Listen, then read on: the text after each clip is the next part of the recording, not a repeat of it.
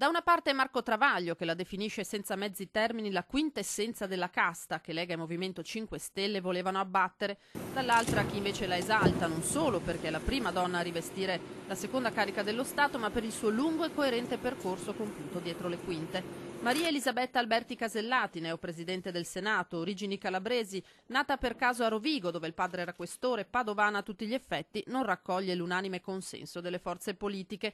La sua nomina fin dalla prima ora ha fatto discutere, si trattasse dei commenti di semplici cittadini su Facebook o delle considerazioni di politici in vista, come i Dem veneti Laura Puppato e Alessandro Zan. Troppo legata a Berlusconi, la definisce l'ex senatrice trevigiana, ricordando le sue battaglie per il Cavaliere e dubitando che Casellati possa rivestire il ruolo di assoluta garanzia che prevede la sua nuova carica.